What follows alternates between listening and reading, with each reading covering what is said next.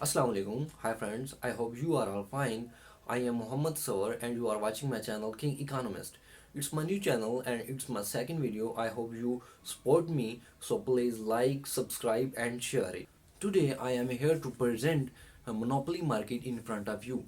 I will teach you different things about economics. If you want to learn something more about economics, then tell me in comment box. I'll inshallah I'll make you sure you got your point of view. I will make a video for you and it will be uploaded on this channel.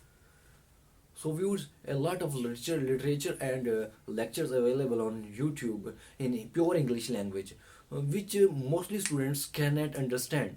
So I will try to speak Urdu and English mix for better presentation and good understanding. So viewers, let's start work. Monopoly monopoly का क्या मतलब है? Monopoly की जब हम लफ्ज़ की तरफ देखते हैं तो मोनोपली में दो लफ्ज़ हैं, एक है मोनो और दूसरा है पोलो पोली सॉरी पोली। पहला है मोनो और दूसरा है poly. Mono means one and poly means producer. सो जब हम इसको इकट्ठा करके देखते हैं तो इसका मतलब है कि one producer one seller, production और सप्लाई पे एक ही बंदे का अख्तियार है। वो खुद मुख्तियार है सप्लाई में और प्रोडक्शन में। तो जब हम बात करते हैं मोनोपली में कौन कौन सी कंडीशंस होती हैं जिसकी वजह से हम इसको कहते हैं कि ये एक मोनोपली मार्केट है। सबसे पहले देखते हैं कि पूरी मार्केट में एक ही फर्म होती है, उसी को हम कहते हैं इंडस्ट्री, उसी को हम कहते हैं फर्म। और सो हम कह सकते हैं one firm is whole industry and second one is no close substitute means जो चीज़ एक मोनोपोलिस्ट बना रहा है, प्रोड्यूस कर रहा है, उस चीज़ का कोई सब्सिट्यूट नहीं है, क्लोज सब्सिट्यूट नहीं है। जस्ट लाइक एज जैसे हम कहते हैं कोक का सब्सिट्यूट पेप्सी है और पेप्सी का सब्सिट्यूट शेज़ान है। तो जो चीज़ एक मोनोपोलिस्ट प्रोड्यूस कर रहा है उसका there is no close substitute. Just like as वापड़ा पाकिस्तान में वापड़ा इलेक्ट्रिसिटी प्रोड्यूस कर रहा है तो इसका कोई क्लोज सब्सिट्यूट नहीं है। And third one is cross elasticity of demand is zero. Cross elasticity of demand zero. जैसे कि हम क्रॉस इलास्टिसिटी की जब हम बात करते हैं तो इसका मतलब ये है कि अगर एक चीज़ की हम प्राइस बढ़ा दें तो दूसरे की डिमांड कम हो जाए, या एक चीज़ की हम कीमत को कम कर दें दूसरे की डिमांड बढ़ जाए। इसको हम कहते हैं क्रॉस इलास्टिसिटी ऑफ डिमांड। सो किसी भी चीज़ की प्राइस या किसी भी चीज़ की डिमांड बढ़ने या कम होने की वजह से जो चीज़ एक मोनोपोलिस्ट प्रोड्यूस कर रहा है उसकी सप्लाई और उसकी डिमांड और उसकी प्राइस के साथ कोई लेना देना नहीं है। And fourth one is no entry of new firm. जब हम एक होल इंडस्ट्री की बात कर रहे हैं, एक ही फर्म एक होल इंडस्ट्री को प्रेजेंट कर रही है, इसका मतलब ये है कि there is no space for new firm. कोई न्यू फर्म आ ही नहीं सकती क्योंकि देयर इज़ लिमिटेशंस। लिमिटेशंस क्या हैं वो मैं आपको नेक्स्ट आगे जाके बताता हूँ कि कौन कौन सी वजूहत होती हैं जिसकी वजह से इकोनॉमी में एक मोनोपोलिस्ट आता है। And fifth one is monopolist can effect price and output. So yes it's right. A producer can एक प्रोड्यूसर जो है वो, क्योंकि वो मोनोपोलिस्ट है, वो अपनी मर्जी से प्राइस को कम या ज़्यादा कर सकता है, अपनी मर्जी से वो आउटपुट को कम या ज़्यादा कर सकता है। And six one is average revenue and marginal revenue are negatively sloped की जब हम बात करते हैं, इस एक्सिस को हम कहेंगे एक्स एक्सिस और इस एक्सिस को हम कहेंगे वाई एक्सिस। तो ये है मार्जिनल रेवेन्यू और ये है एवरेज रेवेन्यू, और इन दोनों की स्लोप इस तरह नेगेटिवली होगी, डाउनवर्ड स्लोपिंग होगी। क्यों, इसको हम आगे जाके डिस्कस करेंगे। ये हमारा होता है मार्जिनल रेवेन्यू और ये होता है हमारा एवरेज रेवेन्यू। इसको हम डिमांड कर्व भी प्रेजेंट करते हैं, एवरेज रेवेन्यू को हम डिमांड कर्व भी प्रेजेंट करते हैं। तो जब हम मोनोपोली की बात करते हैं तो प्रोफेसर टेरिफन्स की एक डेफिनेशन है, वो कहते हैं कि pure monopoly is that where there is no cross elasticity of demand. Where there is no cross elasticity of demand, it means that कि cross elasticity of demand is zero.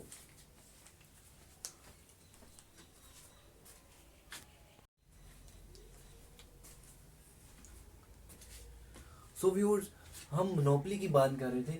तो monopoly में according to professor Triffin, pure monopoly is that pure monopoly is that where cross elasticity is zero, no cross elasticity, इसको हम कहेंगे pure monopoly.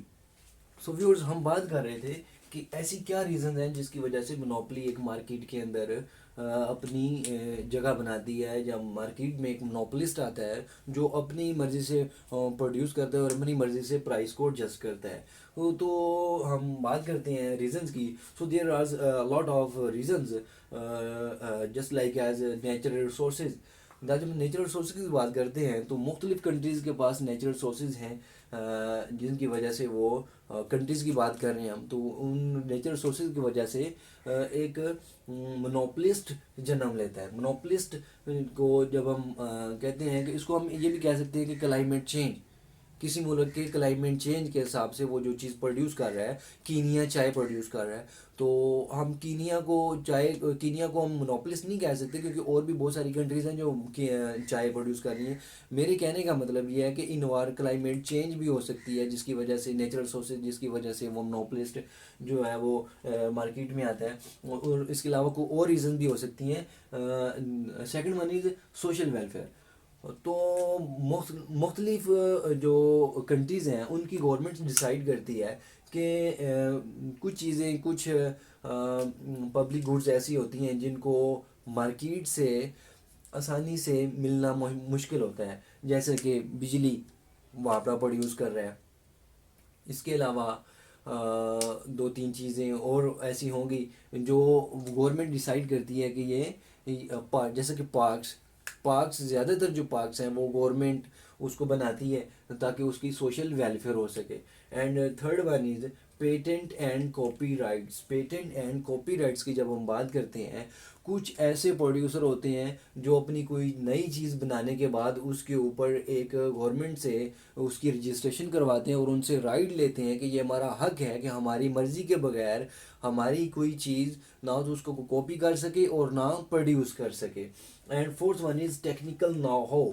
कुछ लोग एक technically एक चीज़ को जानते हैं करना, उसके अलावा किसी को वो करने का तरीका नहीं है। या कुछ ऐसी कंट्रीज़ हैं जो कुछ चीज़ प्रोड्यूस करने की उनके पास टेक्नोलॉजी है, वो प्रोड्यूस कर सकते हैं, दूसरे कंट्रीज़ नहीं कर सकते। एक ऐसी इकानमी है जिसके पास ऐसी बेहतरीन टेक्नोलॉजी है, इसकी वजह से वो मार्केट में मोनोपलिस्ट बन जाएंगे। And fifth one is unity among entrepreneurs. Sometimes बहुत सारे इंटरप्रेन्योर्स जो हैं वो एक यूनिटी इख्तियार कर लेते हैं, सारे मिल के डिसाइड करते हैं कि प्राइस को हम कंट्रोल करेंगे, मिल के कंट्रोल करेंगे। कोई भी एक दूसरे की मर्ज़ी के बगैर प्राइस को या आउटपुट को नहीं चेंज कर सकता। तो six one is heavy and costly project. कभी कभी ऐसा होता है कि प्रोजेक्ट्स जो हैं वो बहुत ज़्यादा हैवी होते हैं, जो आम डेवलपिंग कंट्रीज़ या ऐसे आम गरीब बंदा जिसके पास इतनी इन्वेस्टमेंट नहीं है वो नहीं कर सकता, या ज़्यादातर जो इंडस्ट्रीज़ हैं वो अफोर्ड नहीं कर सकती। एक बहुत बड़ी इंडस्ट्री है जिसके पास एक हैवी इन्वेस्टमेंट है, वो मार्केट में ज़्यादा देर स्टेबल करेगी, जिसकी वजह से वो मोनोपोलिस्ट बन जाएंगे।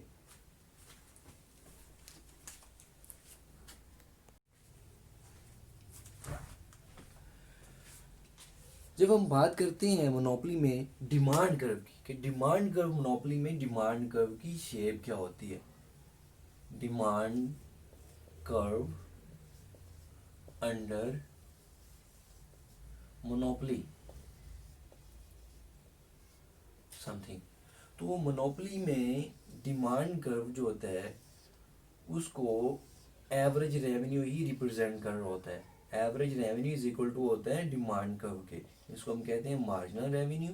और इस वाई एक्सिस पे हम लेंगे demand, average revenue and marginal revenue. ये हमारा ओरिजिन हो गया और ये हमारा वाई एक्सिस हो गया। तो ये हमारा जब हम बात करते हैं डिमांड कर्व की अंडर मोनोपोली मार्केट, तो इसमें डिमांड कर्व जो है वो डाउनवर्ड स्लोपिंग होता है। एवरेज रेवेन्यू और डिमांड कर्व आर इक्वल्स। तो एवरेज रेवेन्यू ही रिप्रेजेंट कर रहा होता है डिमांड कर्व। मोनोपोली में जब हम शॉर्ट रन इक्विलिब्रियम की बात करते हैं तो शॉर्ट रन इक्विलिब्रियम कैसे आता है? मोनोपोली में शॉर्ट रन इक्विलिब्रियम कैसे आता है? इसमें हम जब इसको हम डिस्कस करते हैं तो there are two approaches. First one is total cost and total revenue approach, and second one is marginal revenue and marginal cost approach. So let us discuss both.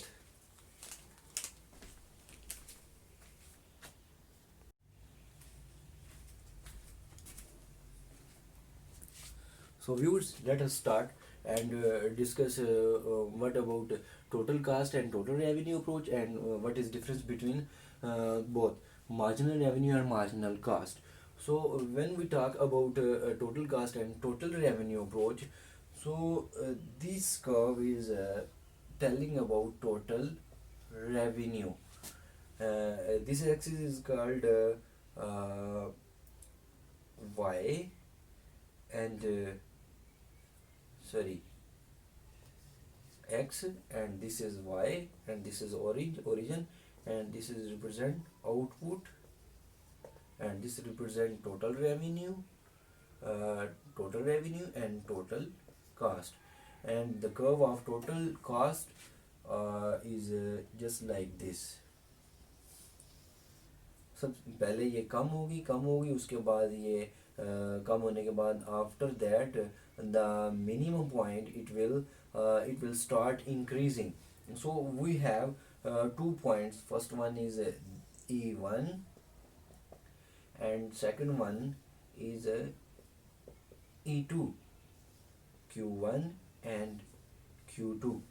जब हम बात करते हैं पॉइंट ई की, पॉइंट ई में ई पे टोटल रेवेन्यू और total cast equal है।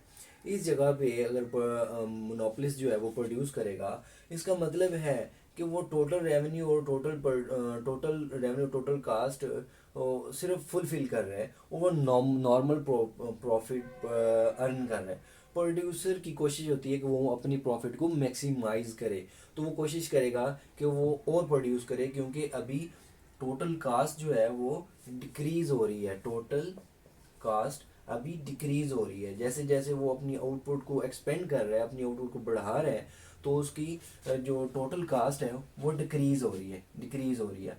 After after after a minimum point it will be start to increase. तो अगर हम बात करते हैं पॉइंट ई की, ई टू पे दोबारा फिर हम जब देखते हैं टोटल रेवेन्यू और टोटल कास्ट इक्वल हो गए। इसका मतलब है कि यहाँ पे प्रोड्यूसर वो जो मोनोपोलिस्ट है वो नॉर्मल प्रॉफिट कमा रहा है, तो जो मोनोपोलिस्ट होता है वो कभी भी उस लेवल पे प्रोडक्शन नहीं देगा जिस लेवल पे उसका टोटल रेवेन्यू टोटल कास्ट हो। वो कोशिश करेगा कि वो उस लेवल पे प्रोड्यूस करे जहाँ उसको उसकी प्रॉफिट मैक्सिमाइज होगी। तो जब हम बात करते हैं इस एरिया की, तो जहाँ पे ये दोनों कर्व का स्पेस जो मैक्सिमम होगी, उस लेवल पे जो मोनोपोलिस्ट है वो प्रोड्यूस करेगा, just like this E3 point. तो जब हम शॉर्ट रन इक्विलिब्रियम की बात करते हैं तो शॉर्ट रन में मोनोपोलिस्ट प्रोड्यूस करेगा E3 पॉइंट पे। जब हम बात करते हैं मार्जिन रेवेन्यू और मार्जिनल कास्ट अप्रोच की, तो इसका ज़रा डिफरेंट तरीकाकार है। Origin x axis, y axis, इस पे हम लेंगे marginal cost, marginal revenue and average cost, average revenue भी हो सकता है, मतलब सारे इस एक्सिस पे आएंगे। तो ये हो गया हमारा मार्जिनल रेवेन्यू कर्व, ये है average revenue and demand curve, and it is also demand curve. So this is marginal cast curve. और ये मार्जिनल कास्ट जो कर्व जो है ये कट कर रही है मार्जिनल रेवेन्यू को इस पॉइंट पे। जब हम बात कर रहे हैं मार्जिनल रेवेन्यू और मार्जिनल कास्ट अप्रोच की, तो जो मोनोपोलिस्ट होगा वो उस लेवल पे प्रोड्यूस करेगा जहाँ पे मार्जिनल रेवेन्यू और मार्जिनल कास्ट इक्वल होंगे। तो हम इसको मिला देंगे इस लाइन को, जब इस लाइन को मिला देंगे इसका मतलब ये है एवरेज रेवेन्यू ये होगा, एवरेज रेवेन्यू ये होगा और मार्जिनल रेवेन्यू ये होगा, और हमारी एवरेज कास्ट कर्व जो है ये हमारी एवरेज कास्ट कर्व है और ये कट कर रही है इस पॉइंट पे। तो हम ये कह सकते हैं कि ये वाला जो एरिया है, ये वाला एरिया, ये प्रॉफिट है, ये एक मोनोपोलिस्ट की प्रॉफिट है in short run, not a long run.